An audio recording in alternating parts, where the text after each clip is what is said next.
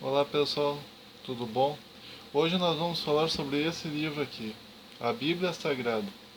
A Bíblia ela é dividida em duas partes, Antigo Testamento e Novo Testamento, começando pelo livro de Gênesis e terminando pelo livro de Apocalipse.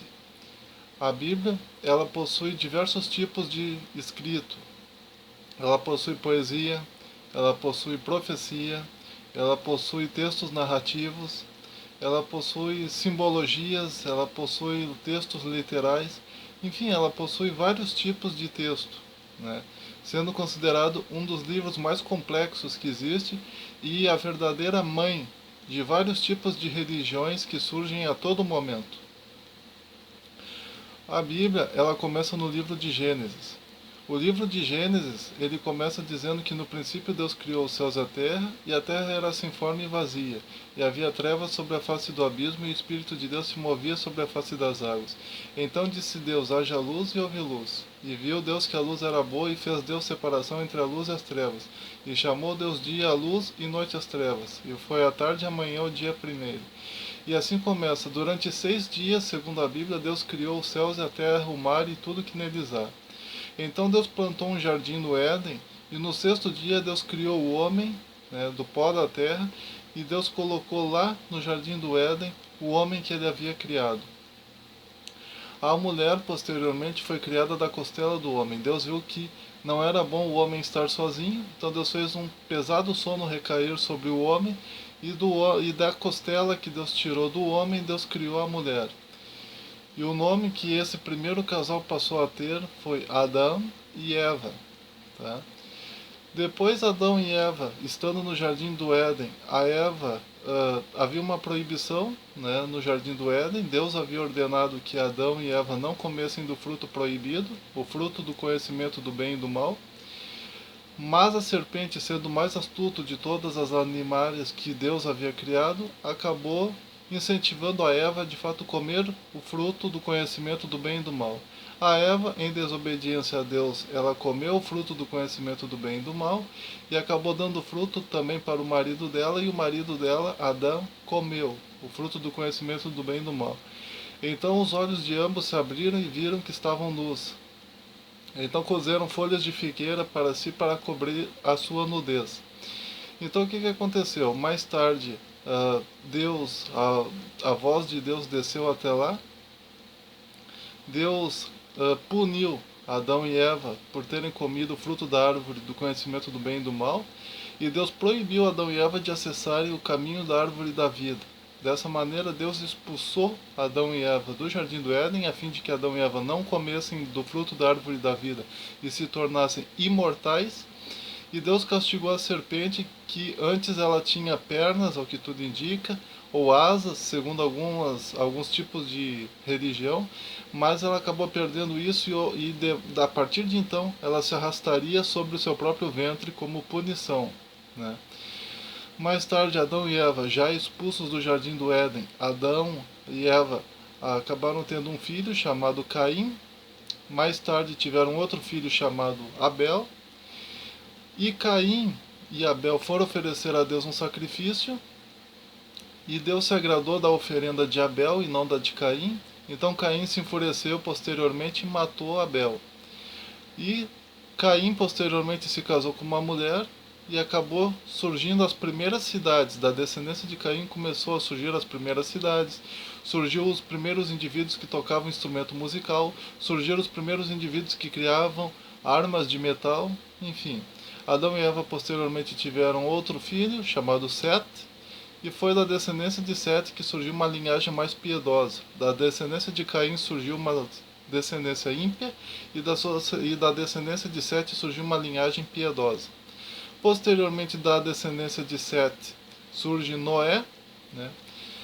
E Deus viu que nos dias de Noé a maldade do coração humano era contínua, desde a infância do ser humano até a vida adulta. Então Deus se arrependeu de ter feito o homem, então Deus estabeleceu que iria derramar o seu dilúvio sobre a terra.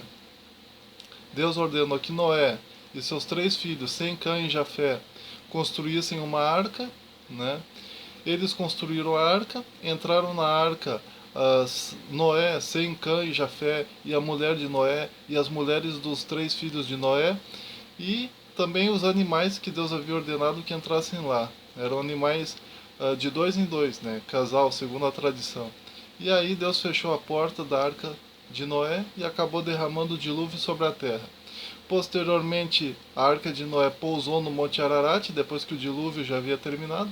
Noé, Sem, Cã, Jafé e as mulheres de Sem, Cã e Jafé e a mulher de Noé e todos os animais que estavam com eles saíram da arca, né? Isso no Monte Ararat, que segundo alguns estudiosos é o mesmo monte da Turquia, e de lá se espalharam por sobre toda a superfície da terra. No início eles viviam juntos.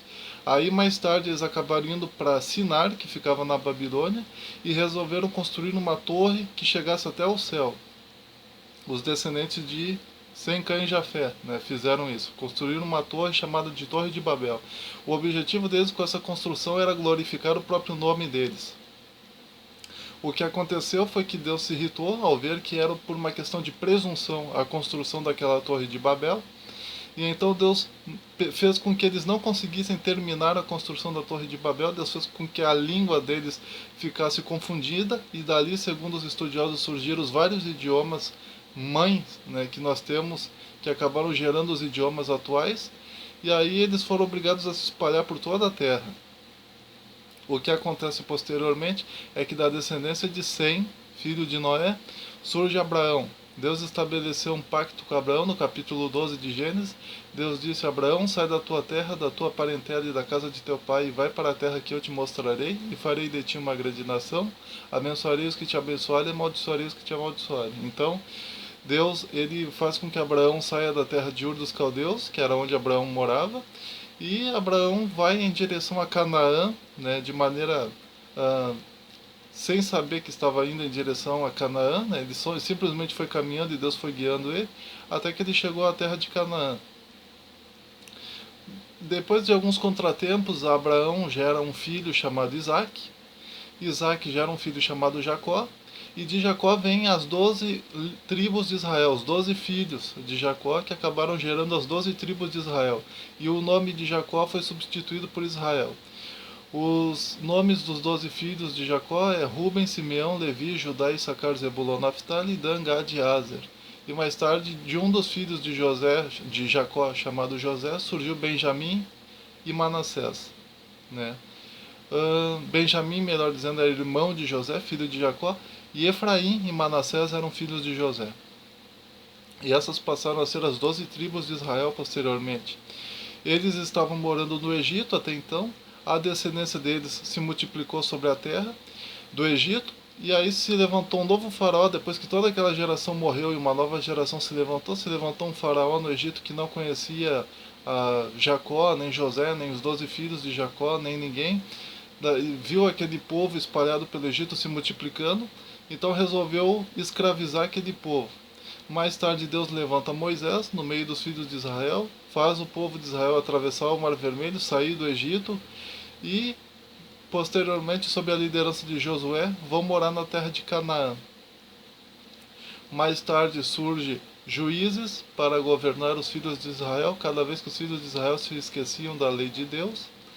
E mais tarde surge os reis de Israel, né? Surge Saul, primeiramente, depois surge Davi, depois surge Salomão, filho de Davi. Depois de um tempo, o reino de Israel, né, se divide ao meio, né, ficando Israel de um lado, a maioria das tribos de Israel de um lado, e apenas uma tribo e meia, que é a tribo de Judá e a tribo de Benjamim. Essas duas tribos ficam de um outro lado e acabam gerando um outro reino, e aí surgem esses dois reinos, reino de Judá e reino de Israel, reino de Judá no sul e reino de Israel no norte, de Canaã, da Palestina, isso. E aí mais tarde os reis de Israel se tornam corruptos, Deus envia a Síria vai lá e acaba com o reino de Israel. Mais tarde só sobra Judá. Judá também, depois de um tempo, se torna desobediente às ordens de Deus, acaba vindo Nabucodonosor, rei da Babilônia, e acaba levando cativo o povo de Judá até a terra de Babilônia. Posteriormente o Império Babilônico termina, inicia-se o Império Persa, e do Império Persa surge Ciro, que vai fazer com que os filhos de Israel, né, em sua grande maioria judeus, descendentes de Judá, voltem para a terra de Israel e reconstruam toda a cidade de Jerusalém, bem como o templo que havia sido destruído, o templo de Salomão que havia sido destruído por Nabucodonosor. Eles reconstroem, e da linhagem de Davi, posteriormente, surge Jesus Cristo. Né? Surgem profetas profetizando que da descendência de Davi surgiria o Messias, que iria libertar Israel de todos os seus inimigos e estabelecer um reino de paz sobre a terra. E então da descendência de Davi, já no Evangelho de Mateus, surge Davi. Evangelho de Mateus e Lucas. Surge Jesus. Da descendência de Davi surge Jesus. Jesus, então, morre crucificado, ressuscita ao terceiro dia, ascende ao céu, e os 12 discípulos de Jesus passam então a pregar a mensagem de Cristo, de Jesus Cristo, para Israel e posteriormente para os outros povos, né? Surgindo mais precisamente o apóstolo Paulo também, que se torna chamado de o apóstolo dos gentios, porque ele passa a pregar para os gentios em geral. Gentil significa aquele que não é de descendência judaica, tá certo? E então, né, os apóstolos começam a morrer. Né? O último apóstolo de Jesus Cristo que morreu foi o apóstolo João, o autor do livro do Apocalipse e também do Evangelho de João e também das epístolas de João no Novo Testamento, segundo a tradição cristã. E o livro de Apocalipse ele se encerra com a promessa de que futuramente Jesus Cristo vai voltar, vai estabelecer um reino de paz sobre a terra, né?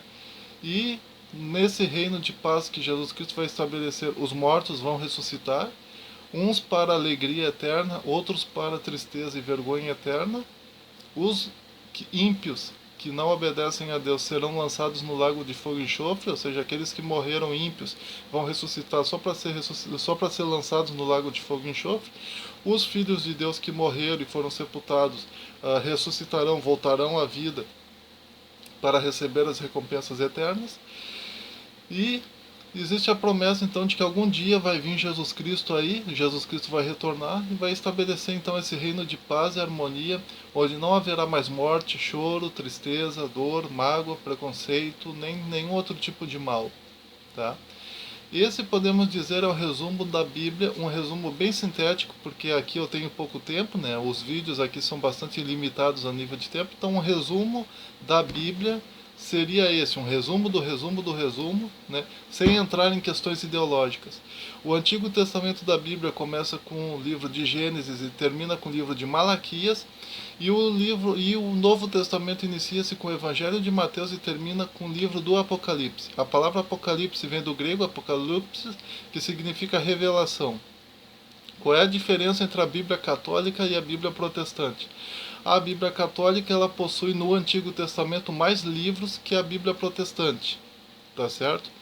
A Bíblia católica ela possui os seguintes livros a mais que a Bíblia protestante não possui: Baruque, Eclesiástico, Sabedoria, Tobias, Judite e 1ª e 2ª Macabeus.